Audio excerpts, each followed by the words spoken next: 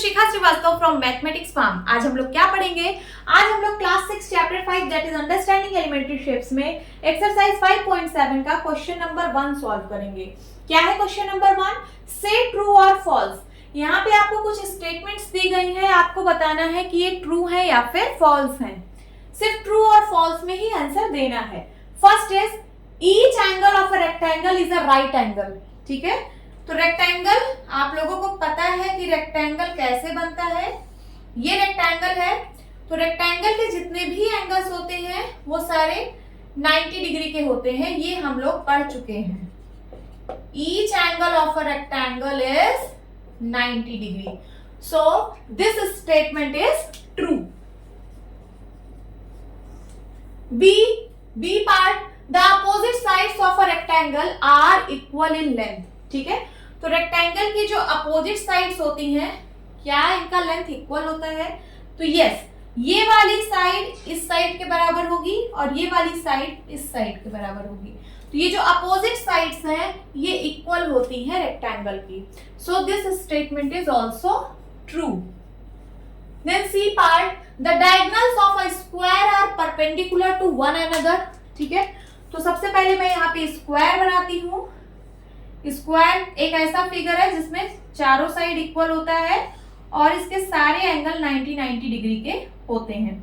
ये सारे angle 90 degree के होते हैं और चारों साइड इसकी इक्वल होती है। This is square. अब इसका डायगोनल बनाते हैं, तो एक डायगोनल ये बनेगा और एक डायगोनल ये बनेगा। क्वेश्चन कह रहा है कि the diagonals of a square are perpendicular to each other. क्या ये जो डायगोनल्स है ये एक दूसरे के परपेंडिकुलर होते हैं? मींस यहाँ पे क्या 90 डिग्री बनता है? तो यस, ये परपेंडिकुलर होते हैं एक दूसरे के। तो this statement is also true. Then D part, all the sides of rhombus are of equal length. क्या रोम्बस की सारी साइड इक्वल होती है? यस, रोम्बस की सारी साइड इक्वल होती है। This is true. E part, all the sides of a parallelogram are of equal length. क्या पैरेललोग्राम की सारी साइड का लेंथ इक्वल होता है? देखिए, दिस इज पैरेललोग्राम।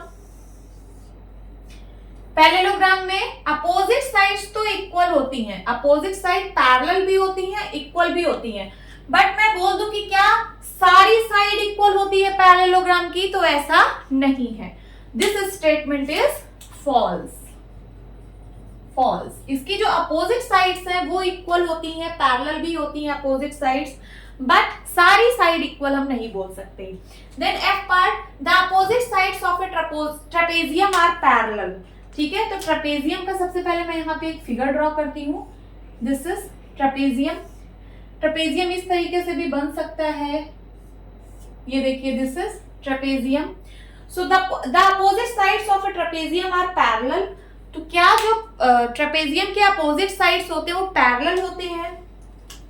तो ये वाली साइड इस साइड के पैरेलल है। One pair of side parallel होता है, बट जो दूसरा पेयर साइड का है वो जरूरी नहीं है कि पैरेलल हो। ठीक है, कोई ऐसा केस हो सकता है कि जिसमें पैरेलल हो जाए, बट सिर्फ एक ही साइड इसमें पैरेलल होता है, दूसरी साइड का हम कुछ नहीं कह सकते।